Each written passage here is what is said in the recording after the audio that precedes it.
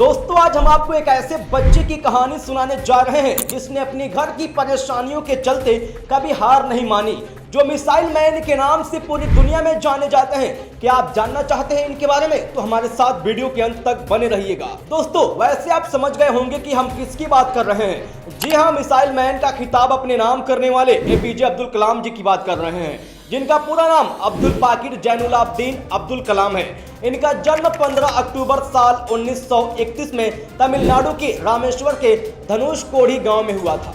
इनके पिता का नाम जैनुलाब्दीन था, जो कि एक मस्जिद के इमाम थे और नाविक भी थे। वहीं इनकी मां का नाम आशियाम्मा था। ये एक ऐसे राष्ट्रपति थे जो भारत के पहले कुंवारे राष्ट्रपति थे, और ये ऐसे साइंटिस्ट थे जिसने 22 कविताएं, 18 किताबें और 4 गाने लिखे थे। ये राइटर, वैज्ञानिक के साथ साथ उस टाइम प्रधानमंत्री जी के अच्छे सलाहकार भी रह चुके थे।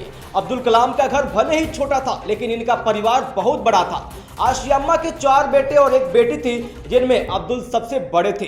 अब्दुल कलाम बहुत ही गरीब परिवार से बिलोंग करते थे, इसलिए उन्होंने बचपन से ही काम करना शुरू कर दिया था। जब वो 10 साल के हुए तो उन्होंने अखबार बांटने का काम किया करते थे, ताकि घर के हालातों में कुछ सुधार आ सके। अब चूंकि पढ़ाई करने के लिए पैसे नहीं थे, लेकिन ये मिसाइल मैन अपने इरादों के बड़े पक्के थे। कलाम जी ने तमिलनाडु से मैट्रिक की पढ़ाई पूरी की और फिर उसके बाद ये मद्रास चले गए, जहां से इन्होंने Madras institute of technology Chennai में एरोस्पेस इंजीनियरिंग की पढ़ाई पूरी की। बचपन से ही कलाम जी जिस पायलट बनने के सपने को संजोए बैठे थे, आखिर उसे पूरा करने का एक मौका भी मिला और इन्हें इंडियन एयरफोर्स ऑफ देहरादून में इंटरव्यू के लिए बुलाया गया। इस इंटरव्यू में 25 लोग थे, जिनमें से सिर्फ 8 लोगों का ही सिलेक्शन होना था। पर बदकिस्मती कहें या कलाम जी की इतिहास रचा देने वाली किस्मत कहें, ये 9वें नंबर पे आए और इनका पायलट बनने का सपना ही रह गया। इस हार के बाद कलाम जी मेंटली काफी डिस्टर्ब हुए, लेकिन इन्होंने दोबारा उड़ान भरने का फैसला किया, क्योंकि ये जानते थे कि लहरों से डर के नौका पार नहीं होता और मेहनत करने वालों की कभी हार नहीं होता। इसीलिए इन्होंने DRDO रक्षा अनुसंधान और विकास संगठन को ज्वाइन किया। यहाँ कलाम जी साइंटिस्ट के रूप में शामिल हुए और इन्होंने होवरक्राफ्ट पर काम की शुरुआत की।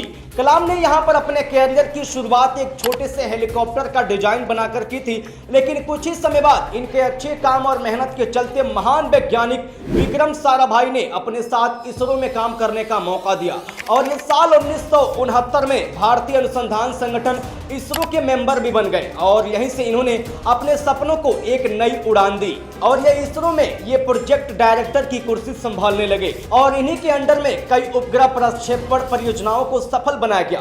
इसके बाद इन्होंने बहुत सी मिसाइल लॉन्च की, जिनमें पृथ्वी, अग्नि, त्रिशूल, नाग, आकाश और ब्रह्मोस शामिल है। इन्हीं बेमिसाल मिसाइल्स की वजह से ये अब्दुल कलाम से मिसाइल मैन बन गए। जैसे पोखरण 2 को कैसे भूला जा सकता है, ये वो प्रोजेक्ट था जिसने भाई पूरी दुनिया को हैरान करके रख दिए। पोखरण 2 एक न्यूक्लियर बॉम्ब टेस्टिंग प्रोग्राम था। इसमें भारत ने अपने नए न्यूक्लियर बम को टेस्ट किया था। हालांकि ऐसा करने के लिए भारत को काफी धमकियों का भी सामना करना पड़ा था, लेकिन इस जिद्दी शख्स ने किसी की बात ना सुनकर ना सिर्फ इस मिशन को जारी रखा, बल्कि सक्सेसफुल परमाणु टेस्टिंग के बाद भारत को एक विकसित परमाणु देश घोषित भी करवा दिया और भारत को पूरी दुनिया के सामने महाशक्ति बनकर उभारे। दोस्तों आपको इनके बारे में क्या कुछ कहना है, आप हमें कमेंट सेक्शन में लिख के जरूर बताइएगा। मिलते हैं ऐसे ही अगले इंटरेस्टिंग वीडियो में, तब तक के लिए आप अपना ख्याल रखिएगा। धन्यवाद।